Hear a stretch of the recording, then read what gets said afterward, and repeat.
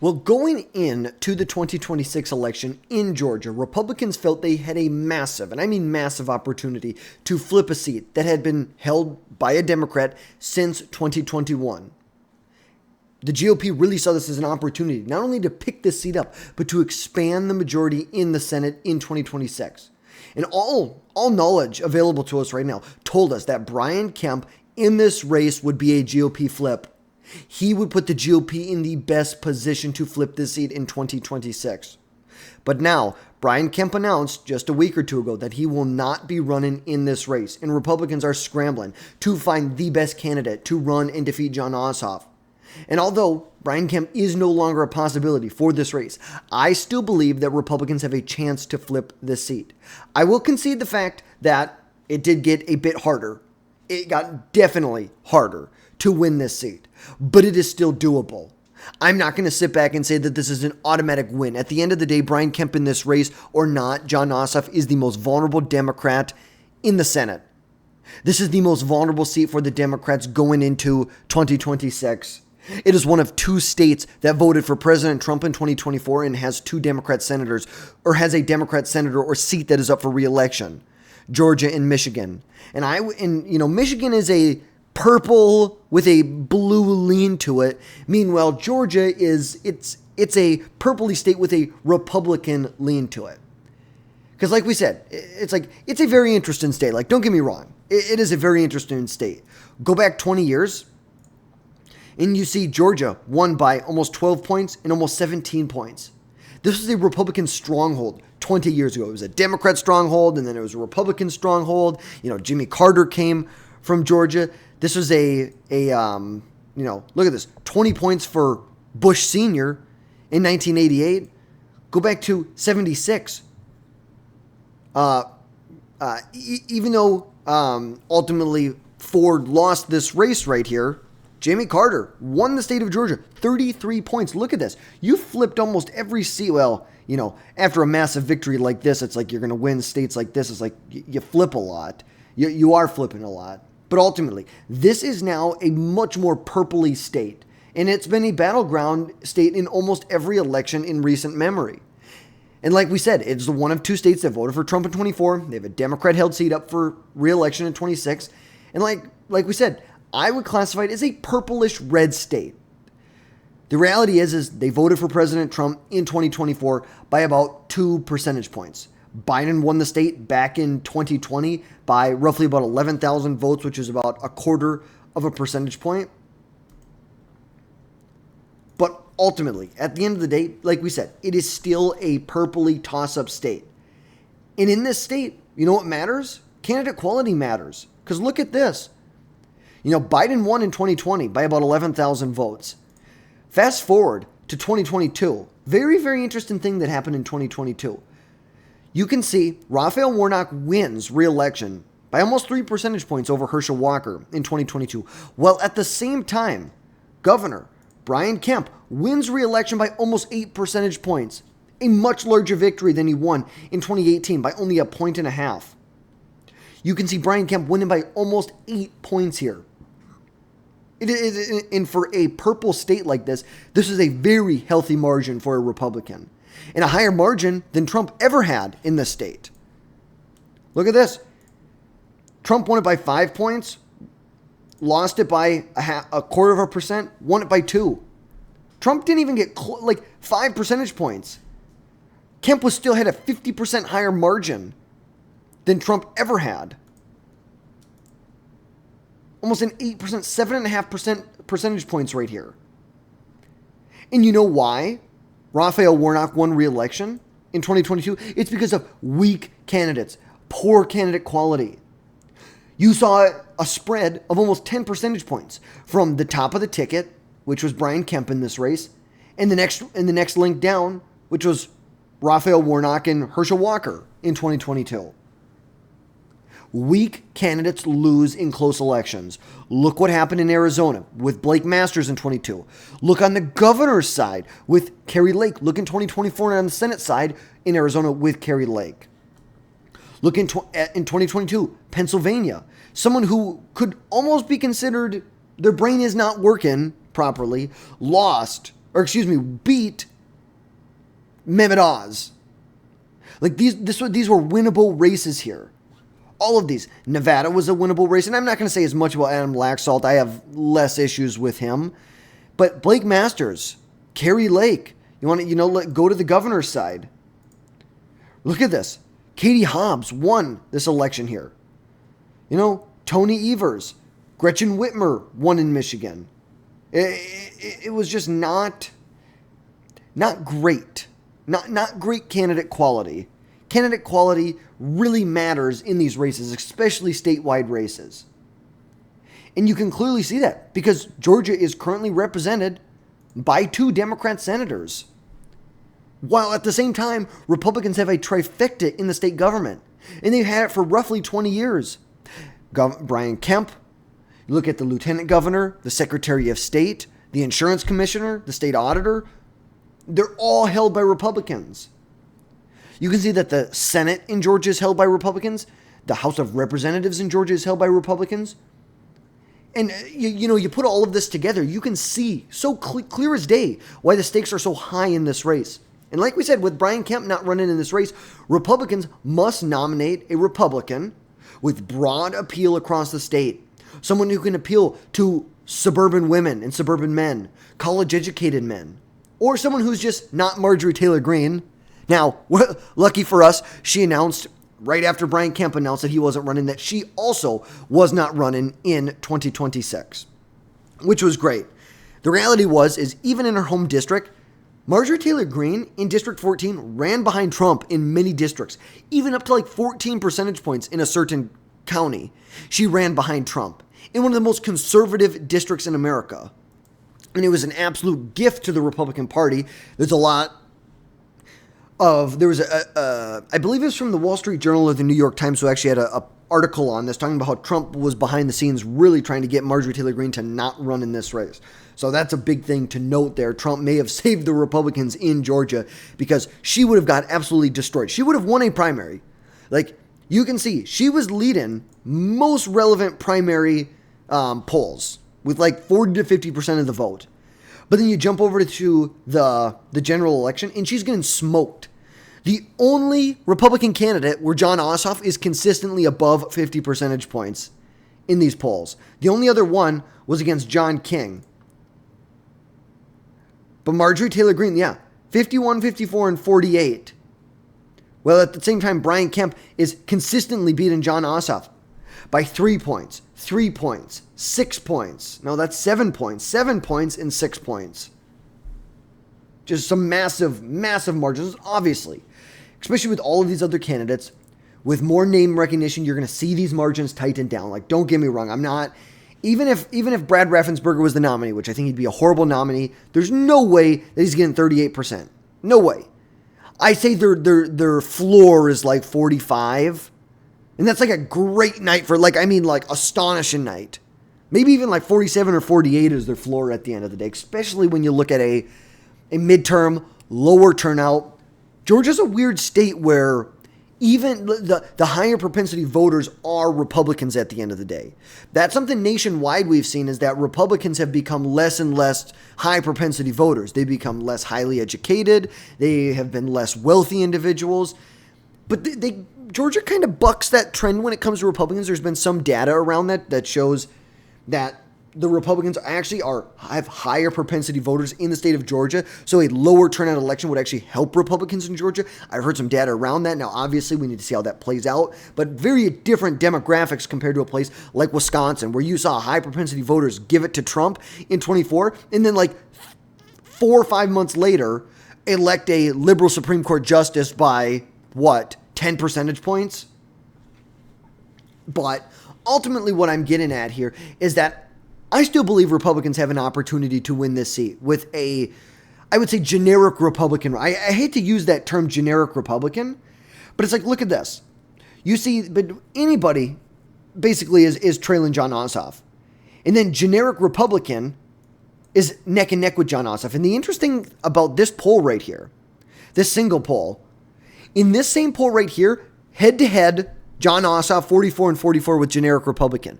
When the people who were being polled were told that Jon Ossoff voted against or voted to allow women, mentally ill men, in sports, in women's sports, the generic Republicans skyrocketed by like 6 percentage points here.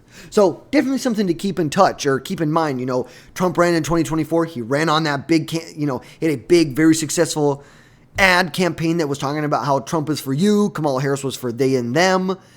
Definitely something that you look at leaning into in the state of Georgia.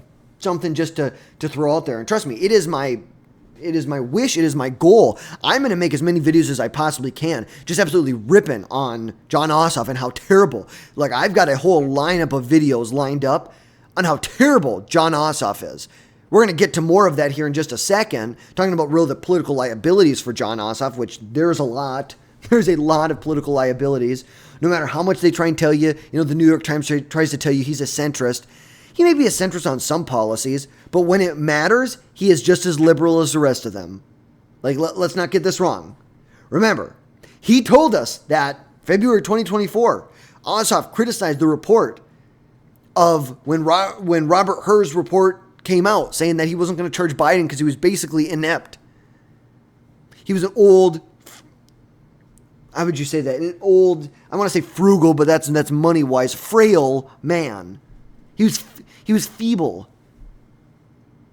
He wants us to trust him, but yet he told us that Biden didn't have a mental decline. Now we know that Biden has metastatic prostate cancer. And, for a second, we all pray for Joe Biden. Like, at the end of the day, I don't like his politics, but I've had many, many people in my life. I actually had someone very close to me, or someone in the family who had prostate cancer, spread to the bone, spread to the brain. It's a horrible disease. It is truly horrible. But I wasn't trying to elect my family member the next president of the United States. It severely impacted his cognitive abilities, and it was very sad. Very, very sad. But Jon Ossoff wants us to trust him, but we trusted him in 2024 that Biden was okay. But he was totally wrong. He just lied to us. He totally lied to us. It was a total cover-up by the Democrats, by the media. Totally a cover-up. But getting back to it, this is why I believe that a generic Republican, a more establishment Republican would win this race. And right now, you're seeing people like Buddy Carter, like John King, like Mike Collins, Tyler Harper, Rich McCormick, Doug Collins, Brian Jack. These are names that are being floated out there. Obviously, right now, Buddy Carter, John King are in this race. I think, if I'm being 100% honest, who do I think would be a good candidate in a general election? I think Rich McCormick could be. I do think Buddy Carter would be a good candidate. I think there may be some people who disagree with that, but I think he would be a good candidate. John King, who's the insurance commissioner, even Doug Collins, who right now is the Secretary of Veteran Affairs. He used to represent Georgia's 9th Congressional District and ran in 2020 for the U.S. Senate. Obviously, did not get a majority of the vote and was actually eliminated. And I also think someone like Brian Jack. Brian Jack you are looking for a pragmatic candidate. Brian Jack worked in the Trump administration. He worked on the 2024 Trump campaign. I think that there is someone who has broad appeal. And like I said, I would be okay with a more establishment Republican in this race simply to not risk a general election. Like, I simply would be. Because Georgia, if you're looking at the states that are Republican states, Georgia is a weaker Republican state. It just is. It is a weaker Republican state. And running the most MAGA candidate that you can find would just be a terrible idea. Like we said, just look at the polling for Marjorie Taylor Greene. The only Republican that Ossoff is consistently getting above 50% is against Marjorie Taylor Greene. And right now, hypothetical polling has Mike Collins right now leading in a Republican primary if Marjorie Taylor Greene is not in it, which we know she's not going to be. You're looking at the predictions. It really is a toss-up. If you're looking at my predictions, I have this as a toss-up. This is where I'm at right now. It is a toss-up race as of right now. We still need more data. But to be honest with you, Republicans better pull their crap together. And it's like, look, I want a good primary, but we don't need a vicious primary where they're going to be so badly bruised that it's impossible for them to win in a general. Jon Ossoff raised $11 million. $11 million in the first quarter of this year. He has $11 million cash on hand right now. Cash on hand. And we know the National Democrats are going to be spending hundreds of millions of dollars. Now, the National Republican Senatorial Committee, chaired by Tim Scott, said they're going to be pouring hundreds of millions of dollars into this race as well. So obviously, there's big things here. But he's in a cash-wise a good position. But he also has a ton of liabilities. A ton of liabilities going into this race. Simply the fact that he is a Democrat in a Republican-leaning state. He aligns way too closely with the National Democrat policies. He's not like the Democrat version of Susan Collins. He votes in line with the Democrats, 98% of the time at the end of the day. That's the reality of the situation. He is not like this Democrat Susan Collins or even like a John Fetterman who's willing to buck the party in certain situations. This is a guy who has been very critical of Israel in the Israel-Hamas war. And granted, look, I really loved what Tucker Carlson said. Tucker Carlson had Dave Smith on his podcast recently. I really love what he said. He kind of compared himself to Ben Shapiro. Ben Shapiro loves Israel. Tucker Carlson, he likes Israel. I really resonate with that statement. Look, Israel, there's never been a more pro-Israel president than Donald Trump. Let's just get that out there to begin with. There's never been a more pro-Israel president or candidate than Donald Trump is. End of discussion. No matter what the disagreements are with Bibi, no matter what's going on, he is the strongest and is the biggest ally in the American government for Israel. But I'm not going to sit here and say Israel's perfect or that they're justified in every single thing that they've ever done or everything they've done in this war. You do have to but if I'm going to pick a side, yes, Israel, duh.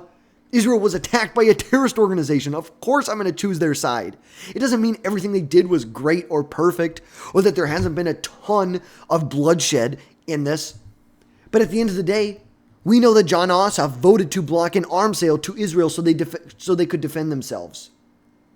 Remember, Jon Ossoff, he tried to play this centrist Democrat. But let's not forget, he's a soft on crime, soft on immigration, illegal immigration senator. He could have had a backbone and bucked his party. No.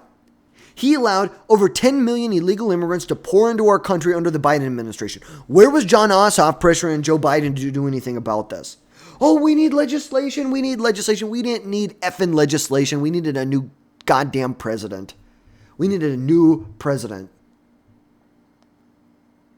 Because he was totally complacent with Biden shipping in 2.5 million illegal immigrants on a yearly basis.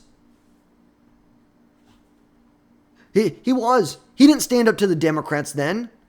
He didn't stand up to the Democrats. He didn't stand up when recently they passed a bill in the Senate that would bar transgender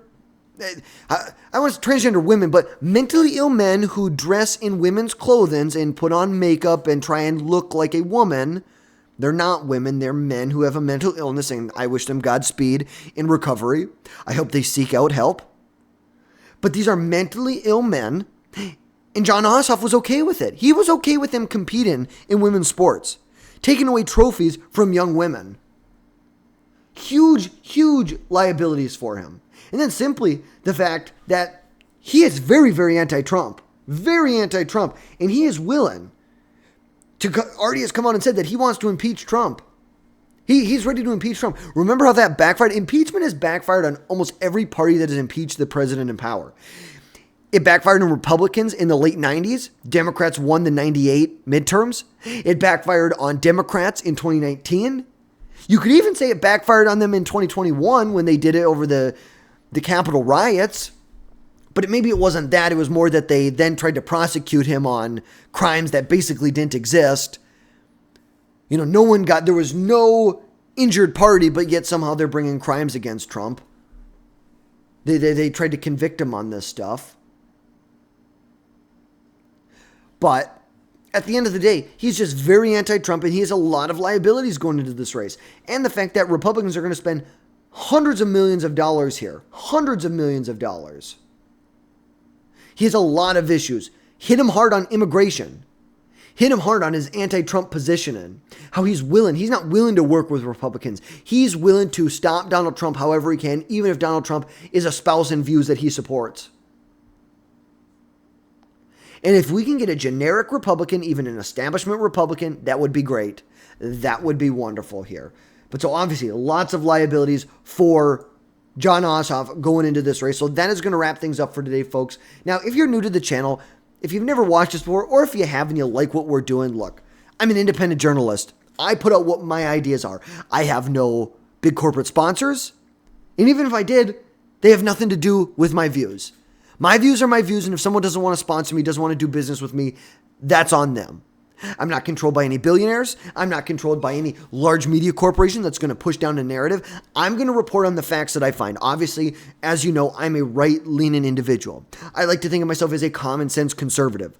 Common sense. I am not here to be full MAGA. I am not here to be anti-Trump. I am here to support, I generally support Republican policies that are pushed forward. But when they go too far on the Republican side, I'm here. Look, you can go listen to all my videos.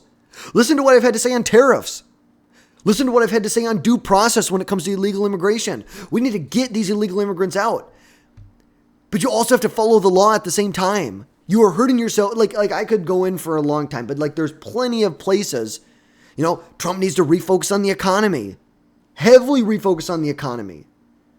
We've talked a lot about the fact that, you know, this new spending bill that's going to go through Congress, simply the fact that they want to raise the debt ceiling $5 trillion, which is kind of a joke. Where's the fiscal responsibility there?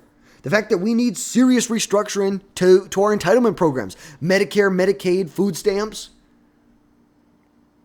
I am not here to be do whatever Donald Trump wants or be totally anti-Donald Trump.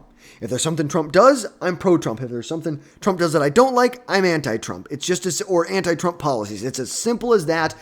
And if that's what you're looking for, if you're just looking for someone with some common sense, drop down below, hit that subscribe button. That is the best thing you can do to support our channel. And if you see a topic that interests you, join us. Shoot me a note in my comments. My email is in my description of my channel. Shoot me an email if you have a topic that you'd like me to cover. I've had multiple topics that have been given to me by people who watch the channel that have turned into very, very successful videos. Very, very important topics that we're talking about. So if that's something you're looking for, someone with common sense who's going to push forward. And look, I'm willing to say when I'm wrong. If I make a mistake, I'm willing to say that. I'm not here to live in my own little bubble. I'm here to live in reality. I'm a realist. I like to live in reality. And so if that's what you're looking for, like I said, supporting the channel, hitting that like button, hitting the share button, hitting the subscribe button. That's the best way to show that you support our channel. And let a friend know about us. Share us with a friend. Share us on Facebook. Share us wherever you want to share stuff. Share it. Let's get more and more people involved with this. Let's get more and more people with a common sense mentality about what's going on. But that is going to wrap things up for today, folks. As always, drop down below, hit that subscribe button, make sure you never miss another video from us again in the future, and we will catch you next time, folks.